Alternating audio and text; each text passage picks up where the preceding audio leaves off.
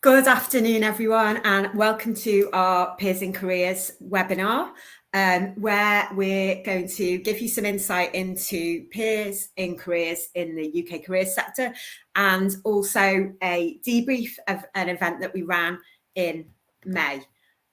So we're going to start with some quick introductions, then talk through the why around why we decided to have a Peers in Careers conference, some data insights that we've collected along the way while we've been organising the event, and then some of our student partners are going to give summaries of some of the workshops that took place at the conference, and then we're going to have a panel Q&A and then talk about some next steps.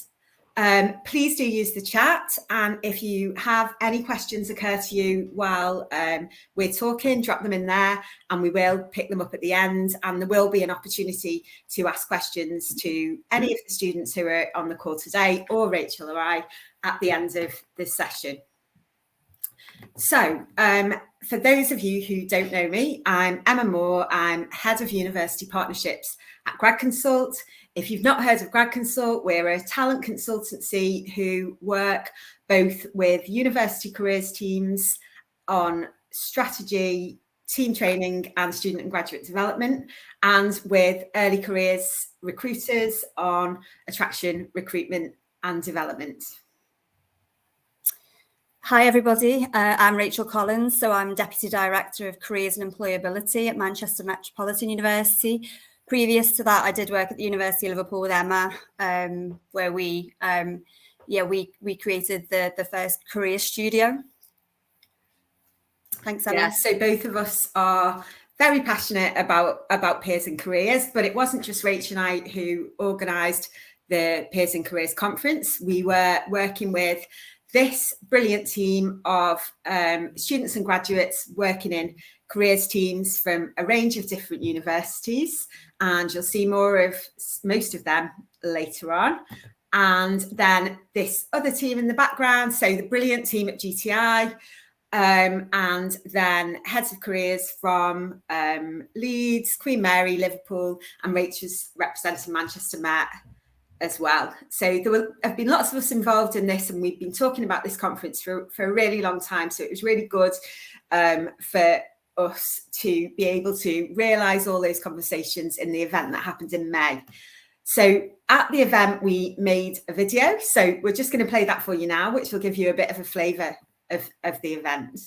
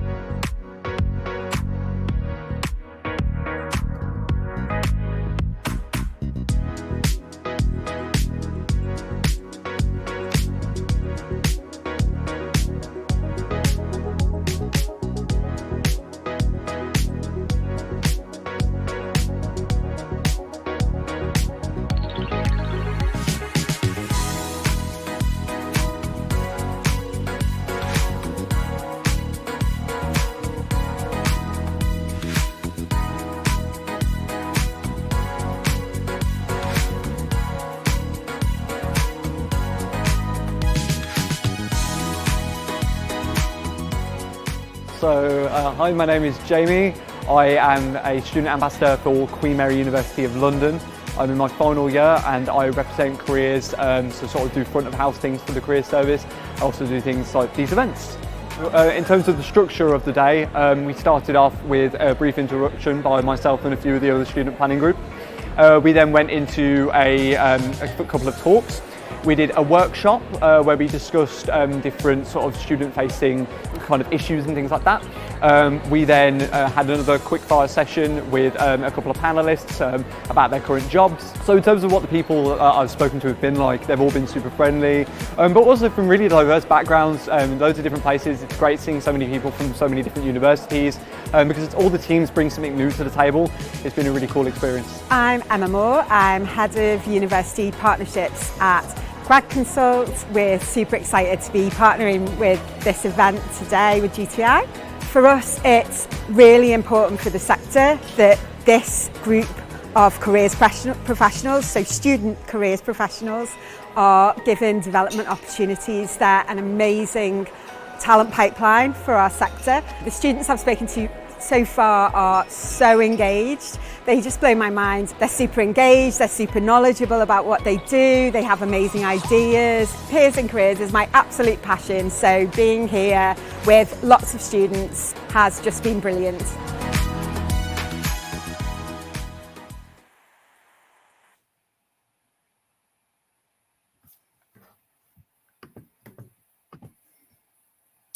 Okay, so as you can see from the little sample of video that we just showed you, it was a fantastic day full of energy and conversation. And just to give you an idea of how the day shaped up, this was the day's agenda. So we started off making connections and welcoming the attendees, of which there were 65 for, I think there were about 24 universities represented. And then we started by kind of adding context to the day. So for a lot of the students and graduates, they wouldn't be aware of all the different makeups of career services in the UK and the different models, the peer-to-peer models that might operate from within them. So we thought it'd be really useful to kind of set the scene. We were then joined by Sarah McCorkadale, who is a former journalist and who now works with large brands such as Chanel, Net-a-Porter, Dove on influencing. So she delivered a great presentation on personal brands so that our students and graduates could understand A, the importance of developing one, and B, how they can use their roles to influence and empower others. This then led nicely to the first of our 2 workshop sessions, which we will cover in more detail later in this webinar. But this one was about engaging students in their career thinking. We then had a couple of other useful talks, insights. The next workshop was direct line to employers. And again, we'll talk a little bit in more detail about that later. And then we finished off with a live poll, which was really to get a sense check of what the main concerns were working in these kinds of roles and what the attendees felt they needed support with and training. And then we wrapped up with thoughts for the day and some kind of networking later on. So why we actually kind of put this conference on, we really wanted to highlight the valuable role students and graduates play in our sector and how they can build a credible brand and influence a range of stakeholders, and also really recognise their role in doing that and the value that they bring to that role. We wanted to introduce attendees to a professional conference setting and through a series of inspiring keynotes and workshops, broaden their understanding of the sector in which we operate. We wanted to facilitate the sharing of ideas to help students and employer engagement and to gain their unique early talent perspective, because it's always useful to understand from their kind of perspective and point of view. We wanted to be able to offer the ability to build on core skills to support their roles. So for this conference in particular, we focused on digital marketing and influencing skills. Connecting with peers in similar roles was something that we wanted to enable them to do to develop those professional networks as we do in our conferences. We wanted to highlight the varying peer-to-peer roles across our institutions. So like I said at the beginning, there are lots of different types of career services, big and small, and there are lots of different peer-to-peer models within those institutions. And we wanted the attendees to reflect on how this might differ from their own experience and feedback to their line managers, because, you know, it really does add value to our profession, and we are constantly looking for ways to refine and make this experience better, not just for the employees, but also for the students who are receiving that service at our various institutions. We wanted to ensure that peer-to-peer roles have access to development opportunities, to connect with others, to deepen their knowledge and build confidence. And then we wanted to nurture that talent pipeline so that we are attracting the most invested talented but also diverse applicants to our profession, which we know is really important. And we've seen examples of this already in many institutions. So when we were selling it to the students and graduates who work with us, these were the things we were trying to kind of get across. You know, it was all about making those connections, friends, having ideas, being able to build your confidence, get insights, look at different approaches, because like when we go to conferences, there's always those nuggets that you can kind of take and adapt to your various kind of institutions. And here are just sort of a few quotes from students at the end of the event, which highlight how useful they found it was. And what struck me was just having that supportive network of others who are working at that level within our profession, a group to learn from and share challenges and to overcome these challenges creatively together. There was also, I felt like, a lot of light bulb moments. So like there might be students and graduates working in silos in their roles, and they might not kind of look at the bigger picture necessarily, but they were suddenly recognizing that they were part of something bigger and that they were valued and they could add real value and be heard within these roles. And for most, it was the first conference that they'd attended. And I know for some of the early graduates in our team at Man Met, they appreciated a conference with content aimed at their stage of career. And so I thought that was quite powerful. So I'm going to hand back to Emma now, who's going to talk a little bit more about understanding the UK HEPs in careers landscape. Thanks, Rach. It was lovely watching that video. For obvious reasons, I haven't watched it very many times. There's nothing worse, I don't think, than watching yourself on screen. But it really brought across how vibrant the day was. There was so much chatting, there was so much connection. We really weren't sure how it was going to work when we brought this group of students together, but they just really gelled and really engaged. Everybody was really chatty throughout the day, which was great to see. So I'm just going to give a bit of an overview of some of the data that we collected when we were putting the conference together. So GTI did all the work bringing together the conference, reaching out to different careers teams and collecting this intelligence. So from the people who responded, 85% of UK universities currently have students and grads working in their careers service. Obviously, a little bit of a caveat on this, as the people who were responding to this were probably more likely to have students engaged. But in my work, in my day job, talking to lots of different heads of careers, I'm really seeing this as a really key piece of people's offer, the students as partners in their team. At the event, we had 24 universities represented, which is brilliant, and there were 65 students there. And what was really interesting, I think, was to see the full range of different job titles. So this slide sort of gives you an overview of the different jobs that were represented there. And there's sort of a whole range there. You've got people working in enterprise, you've got the traditional career coaches, you've got a lot of social media, people on the front desk, people working with grads, and you know, the whole range there. And I think what this shows is that if you can put that trust and faith in students to work in any part of the team, they always deliver. The top three roles with all the data that we collected were careers ambassador. So that is your sort of traditional student ambassador role, do a lot of marketing and promotion for the careers team and a lot of reach out. Number two was the peer support assistant, which is like the career coach role. So that's more of a sort of information and advice kind of role. And then social media coordinator. Lots of us have been putting students, I think, in front of the camera. I always said one of the best things when we had the career studio at the University of Liverpool was we didn't have to keep making cheesy videos or take lots of photos of ourselves for social, which was brilliant. And obviously the content is much richer when it comes from peers to their own peers. So what did university careers teams say about having students working in the team? Here's a few quotes here. I could go on and on with this. There are so many sort of benefits of having students in your team.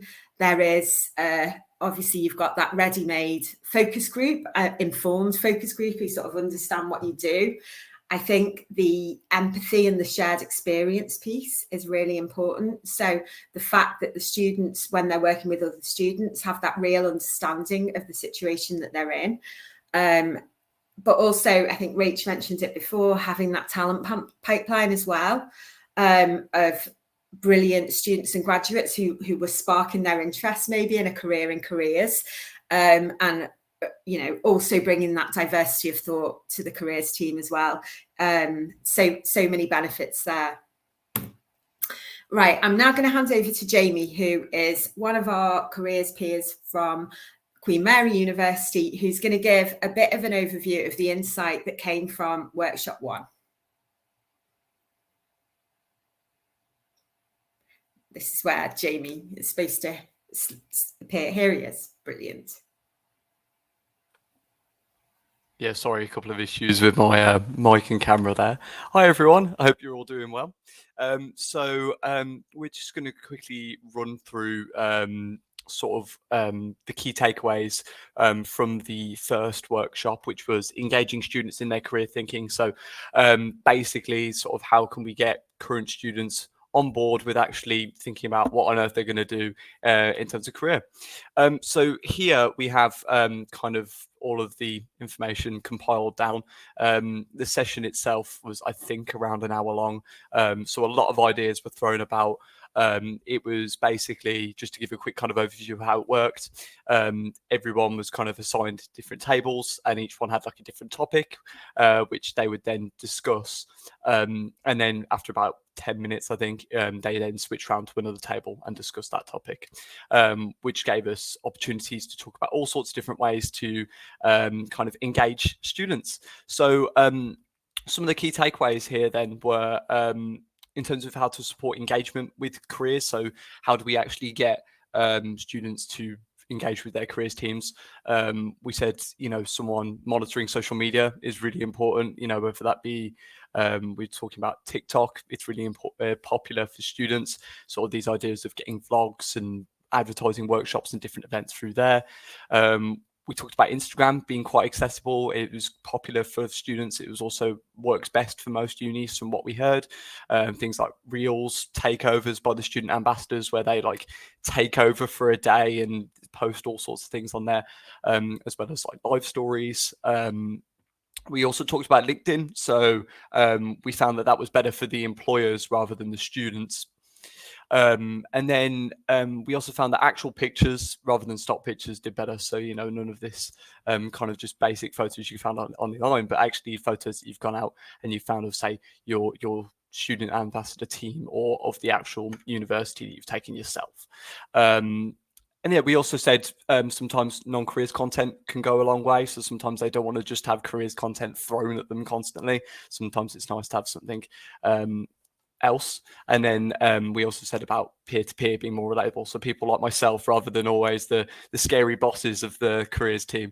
And then in terms of developing relationships with departments and faculties, we kind of said that many students are more likely to listen to their department or faculty rather than the careers team.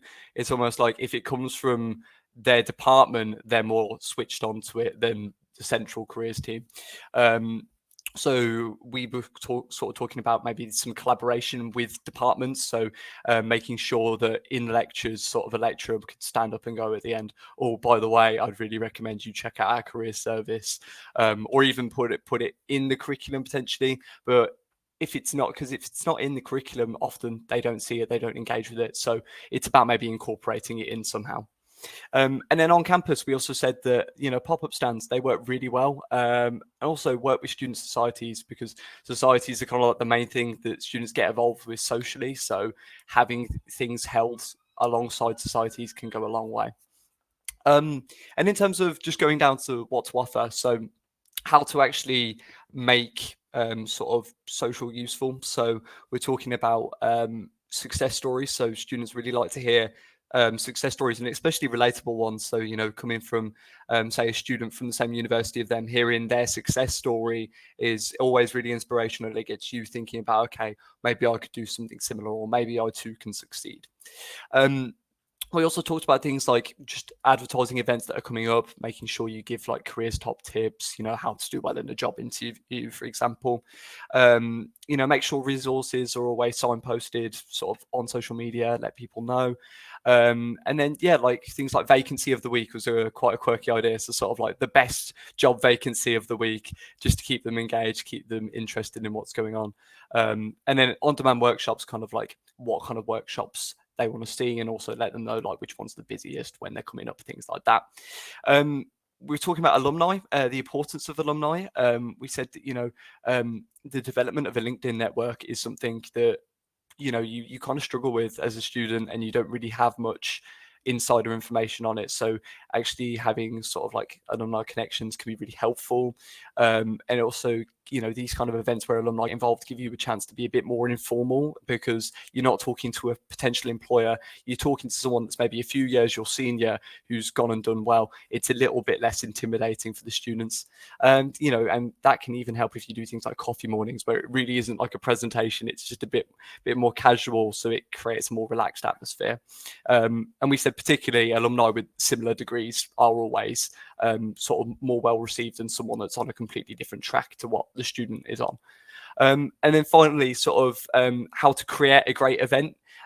So we sort of said, usually students are looking for an incentive, whether that be a picture for their LinkedIn, whether that be food or drink. Personally, I'm always driven by coffee. So, and then in terms of everything else, we said, make sure it's inclusive. So, you know, the students actually feel represented by, you know, where they are. There's no point in holding sort of a day where all of the lecturers come in and they're all to do with science and technology if everyone that comes just interested in, say, economics. It just doesn't make sense.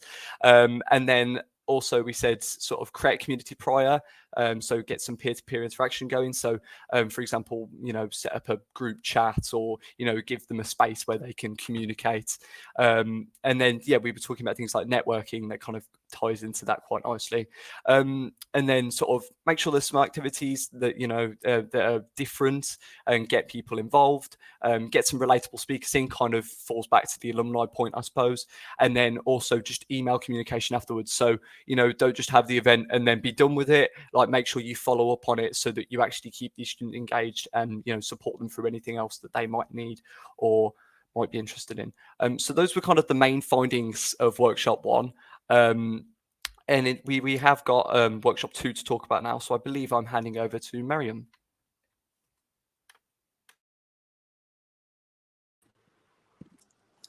Hi, the second workshop focused on a direct line to employers, and those who attended discussed and shared thoughts on what they would like employers to be aware of when recruiting students and graduates.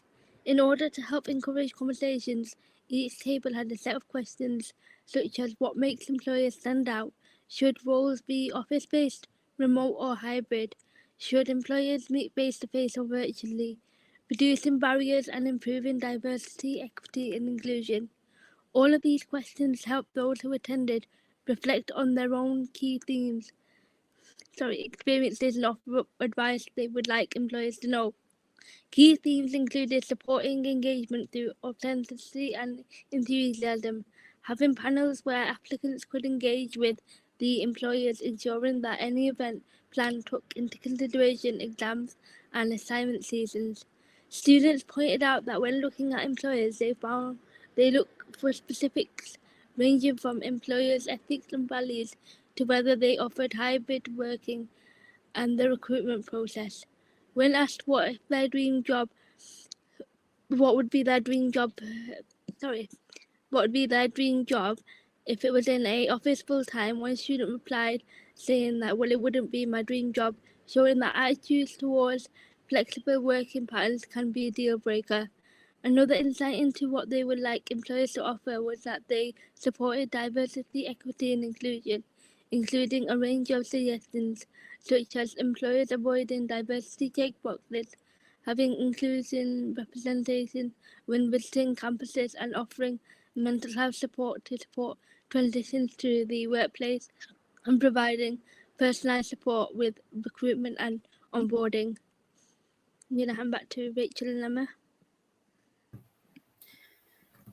Thanks, Mariam and Jamie. So lots of insight there from our student workshops on the day. There was lots of conversation, and it really felt to me, having been at lots of different careers conferences in my time, it didn't feel dissimilar to a normal, I say, ADCAS conference that we'd be at. The conversations were really similar that were happening between the students.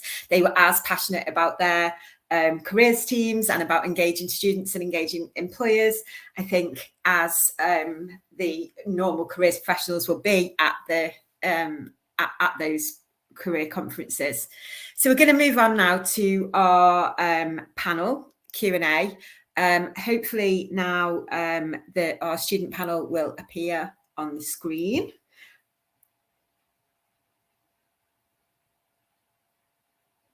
So do post any questions that you have for the panel or for Rach and I in the chat while we're talking, and we'll come to them at the end of this session.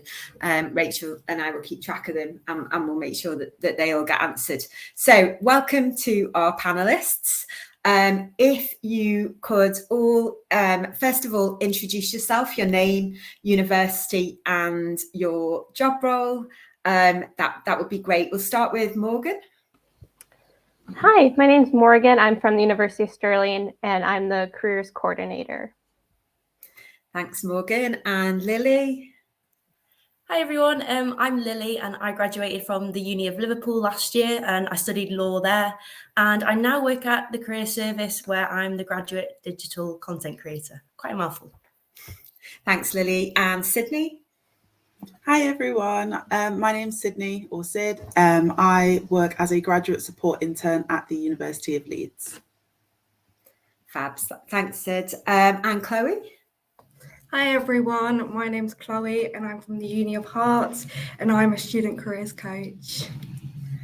Okay, I'm going to go straight back to you there, Chloe. Do you want to describe your role in the careers team in a little bit more detail? Yeah, absolutely. So we are a team of 24. We're all students, so we're based from different schools, different levels and things like that. And as a whole, we're basically the initial point of contact for students. We're pretty much the face of the career service. So people come to us in our career studio for any career-related queries that they may have. We've had a lot of training to answer them, whether that's CVs, cover letters, booking appointments with our career advisors and things like that. We also do things like go into career-related events. I've had opportunities to do Instagram Reels, present in lectures. So there's been all sorts. And we've also won a Vice Chancellor Award for our student experience. So that's really, really exciting as well, considering this is our first year of the Career Coach project. It's super exciting to hear. It was great to chat with you guys as well when we were in Birmingham. It was really good to hear about the studio there, and I am actually getting to visit Hearts at the end of this week, so I'll be able to see it in person. Lily, do you want to chat a bit about your role, because it's slightly different? Yeah. So like I said, I'm the digital content creator at Liverpool. So I work within the communications and engagement team. And in my day-to-day role, I'm always either planning, making, or analysing digital content of some kind. I spend a lot of time planning that you'll see the content that you'll see on Instagram and TikTok here. And the planning usually involves brainstorming ideas that could make fun and engaging content for students. And that also means that I get to have a lot of time on TikTok scrolling, and that is actually part of my job, just trying to find some inspiration for some fun, engaging content.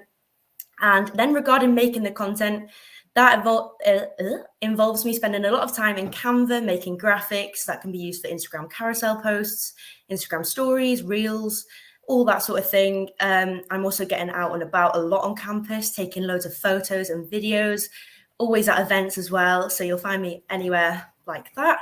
And I'm also, with making the content, I also work very often with our student career coaches, same as what Chloe is, but at Liverpool, same thing here.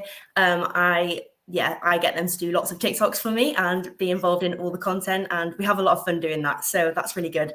And then obviously the last part is analysing content. So just keeping up to date with how everything's doing and just keeping on track of the analytics, really. Fab. Thanks, Lily. That's great. Morgan? Yeah, so I have the student-facing role in our department. So I oversee our careers crew, which is our interns, as well as doing all of our student-facing communications, so our social media, emails. I help plan and execute events, and overall just kind of help with the student experience. I was a student at the University of Stirling before joining the department, so kind of also just helping them sense check what we can get students to actually show up to. I work on not just getting students to sign up, but to actually show up for the events as well. That's great. Thanks, Morgan. Yeah, that is the challenge, isn't it? Always. And Sid? Yeah, so I work in my university's dedicated graduate support team. So that means that I work to kind of coordinate and facilitate all support events and resources and communications to graduate students. We also look over final year students and kind of cover that transition from being a student to a graduate. At the minute, I'm heavily involved in our Class Of campaign. So I kind of get a bit of comms, a bit of student facing, a bit of appointments, running events. Yeah, it's a really multifaceted internship. Thanks all. So the next question is, why did you apply for a job in careers? And I'm going to go to you, Lily May, because you did law and then you're doing something completely different now. Yeah. Well, I applied for my job in careers just because it was exactly what I wanted to do. During uni, I loved my degree, absolutely loved it. I wanted to be a solicitor when I was in first year. And then by the time I got to third year, I was like, oh, this isn't for me now. And I started doing a bit of social media stuff myself during uni, and I discovered that I really, really enjoyed doing that sort of thing. So I saw this job pop up literally as I was looking for jobs after I graduated. And I was like, wow, this literally seems perfect for me because I loved uni so much. So having this sort of job that I was enjoying at the uni that I went to just seemed so ideal for me. I'm going to be honest though, I would have never imagined myself to be working within a careers team. Like if you'd have said to me, are you going to apply for a uni careers? I would have been like, no, like why would I? But the role is very niche and that is what attracted me. My role is extremely niche and that was very appealing for me because it was exactly what I wanted to go into. And it was also nice though to apply because it's being familiar with the uni and holding on to that uni life a little bit longer. So absolutely love it though here. And I love working in the careers team. It's great. Thanks, Lee May. I think we can all relate a little bit to sort of ending off in careers, but it being great. Chloe, how about yourself? So I initially applied to be a careers coach. It was a whole new thing for the university, so it's something I'd never seen before. But initially for me, it was something that would really enhance my kind of student experience in second year. I wanted to get more involved in the university anyway. And as a part-time job, it's always super convenient for students anyway. But coming in, it's really exceeded my expectations because not only am I helping students with their career-related goals, but it's also helping my own career-related goals without even realising it, because working in the career service, it will do that. It will help me, gain top tips on interviews, CVs and things like that. And as a whole, it's really increased my confidence, which is something that I really wanted from applying for the role as well. Thanks, Chloe. And then Sydney and Morgan, if you want to come in after that for this question. Yeah, I applied because maybe a little bit what Lily May said of trying to hang on to that student and campus life experience a little bit longer. I was first attracted to the experience of copywriting that I would gain in this job. So through writing the newsletter and the blog that was advertised in my role.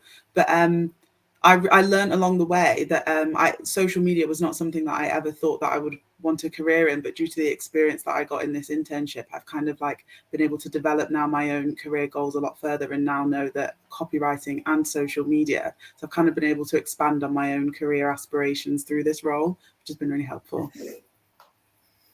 Thanks, Sydney. Yeah, so a little similar to Lily May, I did my master's in international conflict and cooperation, so I focused on global health for quite a while.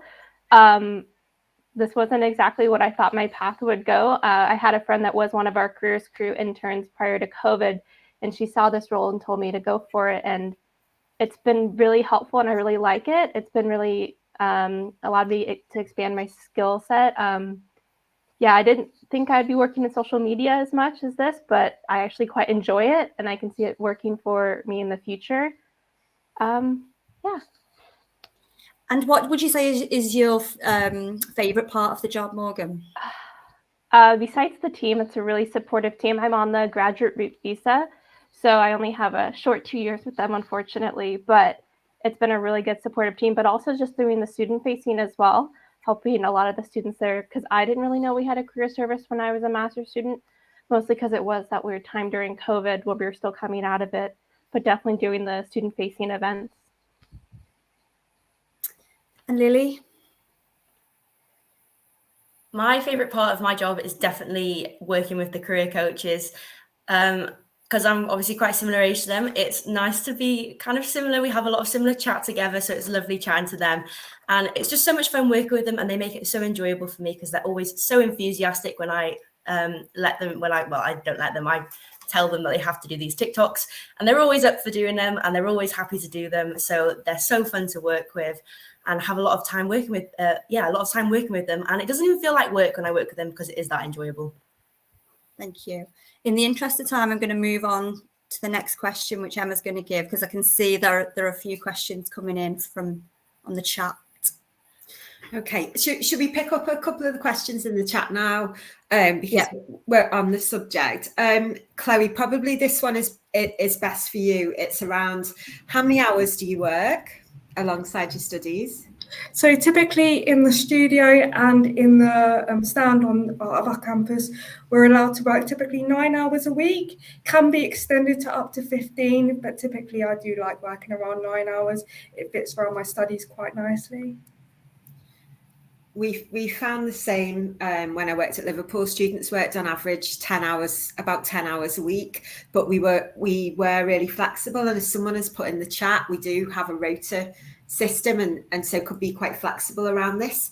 How have you found it balancing your studies, Chloe, with working for careers? I found it honestly completely fine. I mean, because it's a 0 hours contract anyway, we can kind of work as we please and when we please. The shifts come out at the start of each week, and we could just put down some people might only work 5 hours that week, some might work slightly more. So it's super flexible. And if you do have a busy maybe month where there's like deadlines approaching, that maybe when some of us might work slightly less. So as I say, it's super, super flexible, and that's what I've really loved about the role. Thanks, Chloe. I think it is a case of just being really flexible as an employer and really supportive. At Liverpool, we have had a career studio lead, so a member of the team whose full-time job was to just manage the student career coaches, and that was really as much a pastoral support role as anything else, and that was invaluable really to us, because I think the students feel really supported.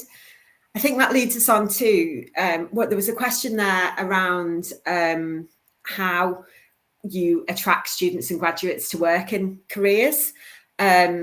That's a really interesting question, and I don't know, I think the guys here have talked a little bit about what attracted them to careers, but have any of you been involved in the career coach recruitment on your campus, or recruiting graduates for sort of your replacement roles or roles for next year?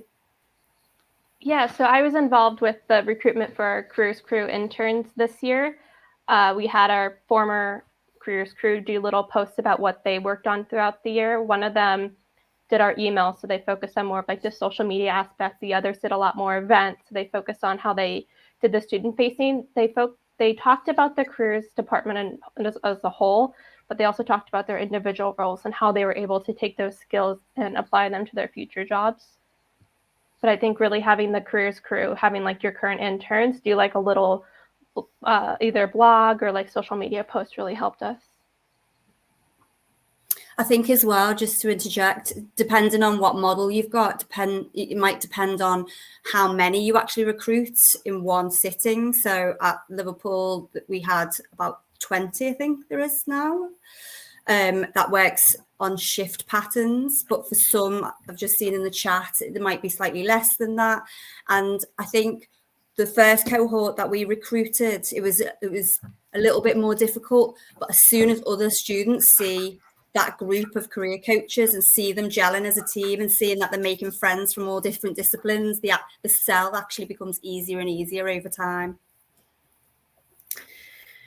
So we've got a question here around the type of advice that you give working in the Career Studio. Again, Chloe, this is probably going to be to you and Morgan. Maybe you might have some input on this. What type of advice do you give to students? Is it based on your own experience, or do you have a particular model you follow? So when students come into the Career Studio, they can ask any specific career-related query. We have had a lot of training to answer like things on CVs, cover letters. We help students book appointments with our career advisors. It might be things like LinkedIn, finding placements and stuff. And we have a lot of knowledge on knowing where to signpost them as well, different resources that they can access and things like that. Yeah, I do similar at any of our fairs or anything. I don't give very specific advice. I give them more broad signposting advice. But I do give them a bit more advice if they're international students, just because I have that experience as an international student working in the UK. But I still just signpost to our careers consultants or our Canvas page or stuff like that. Thank you. Right, here's one. Maybe for you, Sid, because I know that you do some engagement and comms activities as well. What's the best way you find to engage students who don't know about careers? So those hard to reach students, I suppose. Yeah, I definitely find that peer-to-peer support really helps. And like, I think somebody else mentioned in the chat earlier, takeovers on Instagram. So I've recently just done a takeover to advertise the fulfillment of my role, and it really helps, I think, having someone, a friendly face that they can attribute to the role and to the experience of working in careers, talking about their role. And then we open up to questions throughout the day, so I'll be there on the Instagram all day, so as the questions come in, I can just pop on, film a short video and answer the students' questions. So I think that face-to-face, putting student faces on the front of our career comms, I think Jamie said earlier as well, rather than stock photos, it really helps to let the students know that we're just like them, and they can then see themselves in these roles as well. And that's something that's also really helped in even our written communications, just giving it the student voice, as we call it at Leeds, just making sure that everything sounds really peer-to-peer. I think the difficulty of careers is that sometimes it can be a topic that might turn students off for fear of anxiety. They don't want to sound too corporate and too employer. They feel like the content isn't for them. So making it known that it's coming from a student perspective and that this is content for them has really helped in our service with that engagement. Okay, that's fab. We've got so many questions in the chat, which is great. So we'll come back to them in a minute. Just to go back to the Peers in Careers conference and think about that for a minute. Before you attended the conference, what did you expect it to be like, and did it meet your expectations? If I can ask that to Lily. Yeah, so I'm actually, although I was on the organising committee, I'm actually not entirely sure what I was expecting from the conference, just purely because of the fact that I've never ever been to a conference and I didn't even know what type of things happen there. So I was going in very blind as to what to expect. However, the expectations that I did have, which again I wasn't sure what they were, it completely exceeded my expectations because of how interactive it was. I was expecting it to be very I don't know, not as interactive as it was, and it was just so nice how much I got to chat with so many grads and students working in careers, and yeah, it completely exceeded my expectations. That's great, Lily. So, Sid, what was your favourite session at the conference? I really loved the talk at the start of the day with Sarah. I just found it really interesting, and it was so specific to where so many of us are in our careers and about building a personal brand. And then also workshop 2, I think I was facilitating a table discussing how third-party organisations can kind of help make careers more accessible. And just the ideas and the engagement from all of the students there, and then the connections that we were made, like Lily said, it was such a vibrant day. And like even after the event, there's been lots of chatting and lots of LinkedIn connections. I really didn't expect so much to come from the day, but it was a really fulfilling and rewarding day, I think, for everyone. Lots of light bulb moments, as you said earlier. Yeah. It was such a great day, wasn't it? And that same question to Chloe, what was your favourite session of the day? I think for me, it was definitely the skill session when we was going around each tables, being able to talk to students and graduates and network with them and just gain so much insight. Like for me, like before going to the conference, I just thought it was going to be a really formal day, just a load of like keynote speakers. But actually, like going in it, it was really, really informal. It was really, really engaging, especially them sessions where we could go around talking to each other, gaining a lot of insight. It was just incredible. That's so good. And that question just finally to Morgan. Yeah, I liked the sessions where we went from table to table because it really allowed me to get out of the little group that we had made and kind of speak to others at the university. I got a lot out of that as well, kind of knowing that everyone kind of has the same problems, but maybe different ways of how other universities have tackled problems.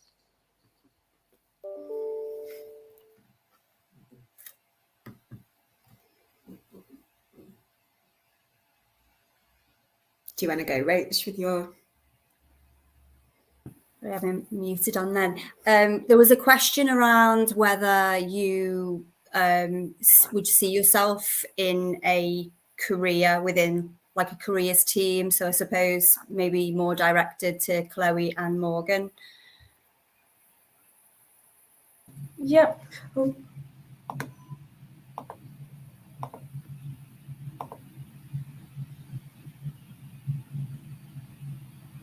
Oh, no. We could hear you. We can hear you. Oh, let's maybe move to Morgan then. Morgan, if you want to. I would never say never anymore because I didn't think I'd end up in careers now. I still want to work in humanitarian aid. That's what I went and did my degree for. But everything that I'm learning in careers, I'll take those skills and I'll be able to apply them in the future. A lot of working with refugees in different countries is helping them find that first job when they arrive in a new country. So everything will still transfer over, but I don't know if I'd be a careers consultant in the future, to be honest. Yeah, that's good. Good, honest answer. We like that you've got transferable skills, though. This is a really good question. So from Andrew Forrest, in your experience, what are some of the challenges that students or graduates face when trying to engage with career services? I guess, Lily, Lily May, if you want to kick off with that. Yeah, I'm just trying to think. I'm not sure this question's like suitable for me. Sorry, just let me read it again. So yeah, go on, Sydney. Yeah, so because I work in the dedicated graduate space, we definitely encounter a lot of graduates that are feeling really frustrated with the job market and the situation at the moment. It's something that I think a lot of graduates are feeling really disheartened. They're applying for lots and lots of roles and then they're struggling to get anywhere. So I think something that can stop them engaging from a career service if they don't feel like there's human support for them, and if their struggles and their trying, I guess I would say, isn't recognised. So I think that's something that peer support can help with, because I'm in the same position as students. I can say like, this is my first job, or I'm throwing applications out there too. So I think when they can even welcome themselves into a career reception and see lots of other students there, and there's a conversation that they can have there and bond over these frustrations. Or again, on the Instagram, if we're putting out content and there's lots of questions coming in and I'm answering them with my face, and they can see me talking about my experiences, or in the comments, other students sharing experiences, I think that can maybe help tackle that frustration that students and graduates are experiencing at the minute with job applications and everything that comes along with that. Thanks, Sydney. Yeah, that sort of leads nicely onto Emma Quickly's message on the chat, which is around student staff occasionally expressing concern about whether or how to communicate they are student staff. and how you kind of deal with that when you're working within a career service. I know at Liverpool and at Manchester Met, we're very upfront that it's students that are providing, you know, the support, rather than we're just sort of slipping them in there and hoping nobody will notice. And the whole model at Liverpool is a co-exploration model. So, you know, very upfront about students coming in and working through the problem together and not having that expectation that it's a teacher-pupil relationship. Very akin to the kind of things we were thinking about was like, you know, if you need to look at something, you need to fix something, you might go onto a YouTube video and you might find somebody who looks just like you and is relatable to you, rather than somebody you deem as an expert, and you will kind of watch that video and work through it with that person. So it's kind of similar to that, but I'd be keen to hear what your take is of that. Chloe, I don't know if you're back with us, if you want to kind of come in here, how you feel, whether you're concerned about that in any way. Not necessarily at all. I mean, it's just a case of like, I mean, I do get recognised on campus sometimes. Sometimes I'll be talking to students and they know me and I don't know them, kind of thing. And there's been times where, like, because we wear careers hoodies and things like that, and I'll be not on shift and I'll be like just walking around campus, and yeah, they'll be just talking.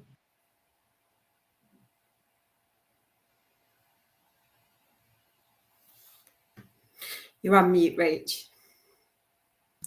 Sorry, I was just going to say, Morgan, do you want to come in here from your perspective? And also, Mark has just put in the chat around, do you feel like sometimes students come in and want to see an expert rather than a student? Yeah, so I'm actually not a student anymore. I'm just a full staff member, but there are times when, like, at a lot of our open days or welcome days, a lot of the international students or new students will come and speak to me. I think just because I look their age, and they probably think that we've had similar experiences. I know at my first welcome week I think I was one of the only current, like, recent graduates that are working at the university that they had there. So a lot of the students do come to me just to kind of get that first introduction, and then I signpost them over. A lot of our careers crew, when they're at events as well, students will go up to them a little bit first, I think just because either they know them or they kind of look like a friendly face. Not that our consultants aren't a friendly face, but I think it can be a little bit intimidating when you're going to go up to someone and speak about your future job when you're already having anxiety about that. But I do think the students still want to speak to the experts, so kind of just having that first introduction through the careers crew and myself, and then signposting them over to the consultants. Thanks, Morgan. Chloe, do you want to come back? We also asked the question if students sometimes don't want to. You get the kind of vibe that students don't want to speak to you and might want to speak to someone who they deem as like an expert or qualified. Yep. Can you hear me?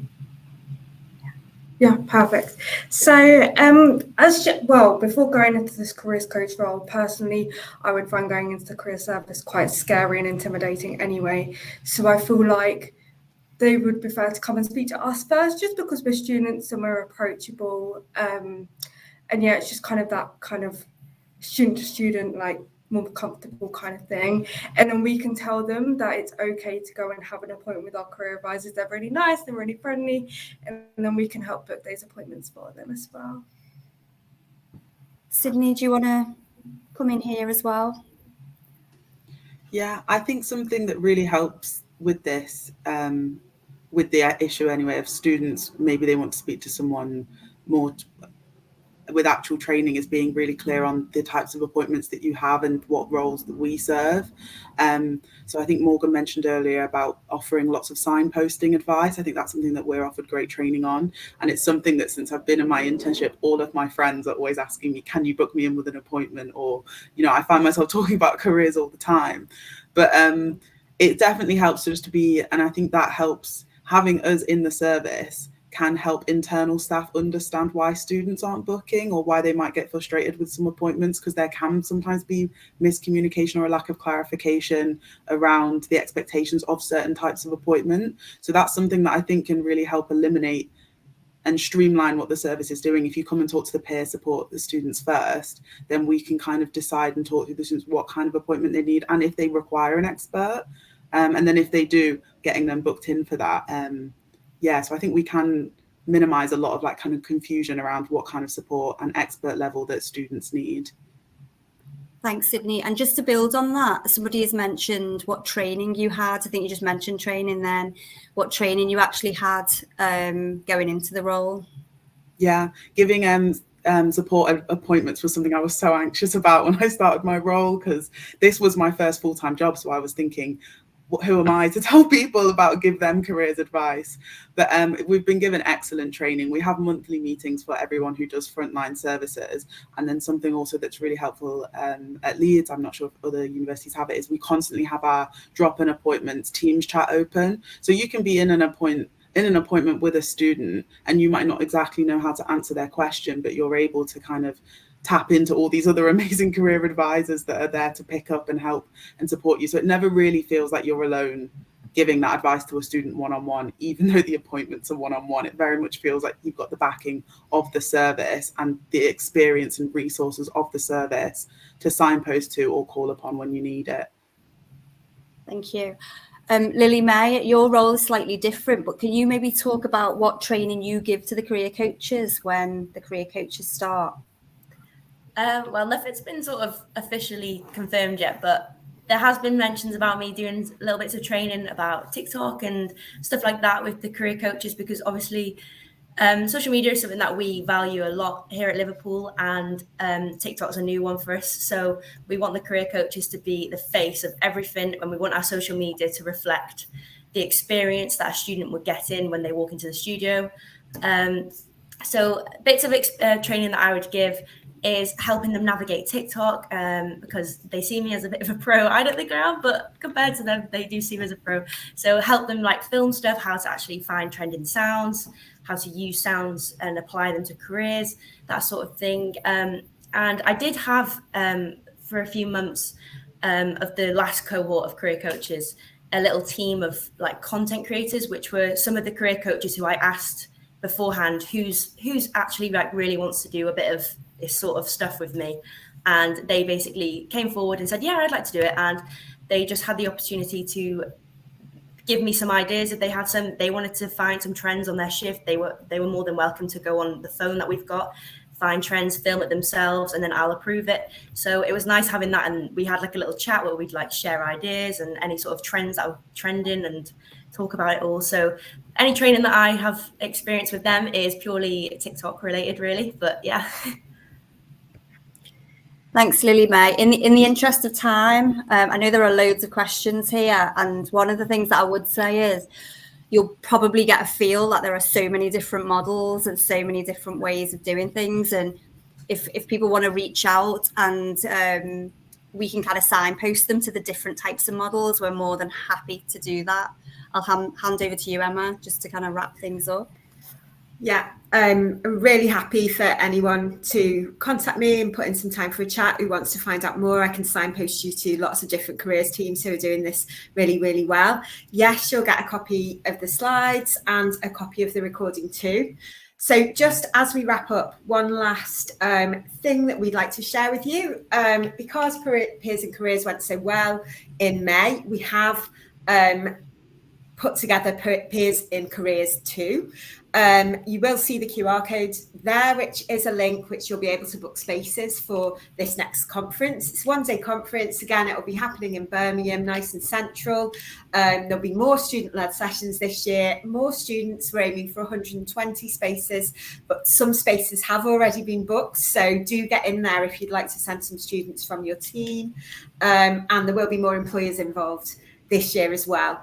That's been such a great session. Thank you so much to all our panelists for all their brilliant contributions. Thanks for being so active in the chat with loads and loads of questions. Do join us if you can at the next Peers in Careers, 9th of November in Birmingham.